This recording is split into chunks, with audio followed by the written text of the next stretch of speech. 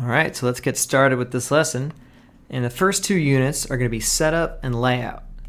Now setup, we're going to do the usual project and scene file setup, but layout, we're going to spend some time building the whole building up from a procedural modeling workflow.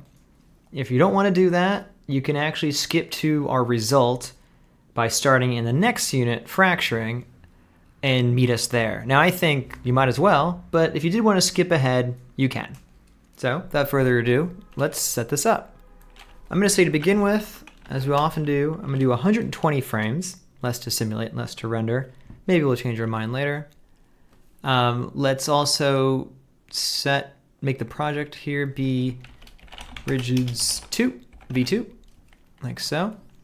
That'll set the job variable and set up our directory structure. So I'm going to click job to make sure we're in there.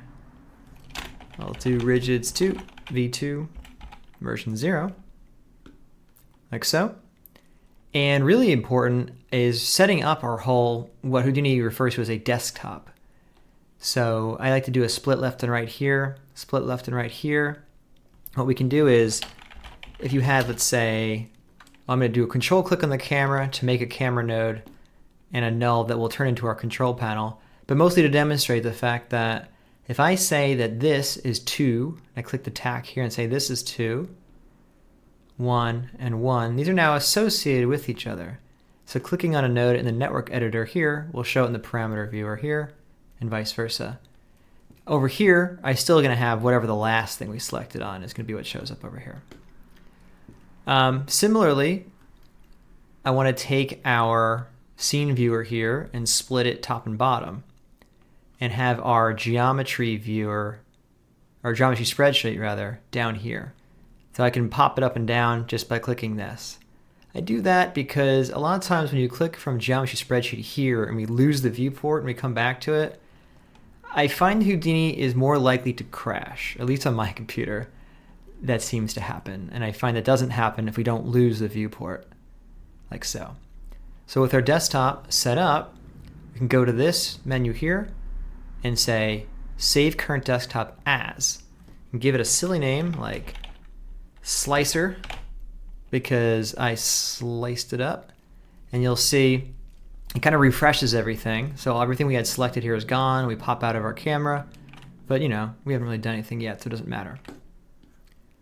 Now this null that I made, I'm going to make it invisible in the scene, but this will actually become our control panel. We do this a lot in Houdini where I want to just have some kind of centralized settings that I can reference in other places in our scene. Click on the gear, go to Edit Parameter Interface, and I'm going to put a folder here, right up below the root. And we'll call the folder Controls. And as I add things to our parameter editor here, I can press Apply and see them actually show up on the node itself. So in this case, and I think maybe for the whole project, I only really need 2 integer parameters in here. Oop. And I'll say the first one will control the sim version. So I'll say svers, simvers. And the next one can be the piece version, which will be the pvers, the perverted parameter. Piece version, pervers.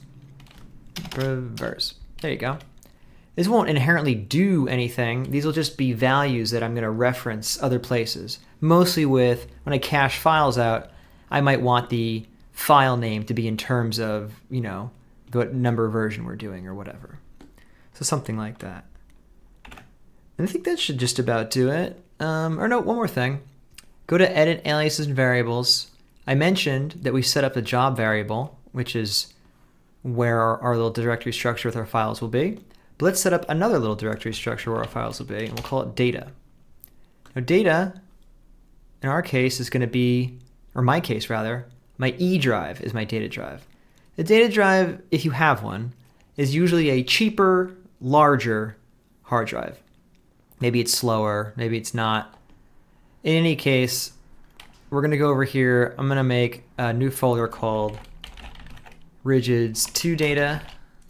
It's just going to be somewhere that we're going to dump all of our various cache files and things like that out. So here we go. So I'll paste that here.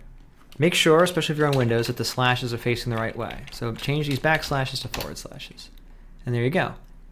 So now I can refer to the data variable, $data in, again, file cache, paths, and things like that, and it will point to that other location that'll be separate from our regular project area. Okay, very good.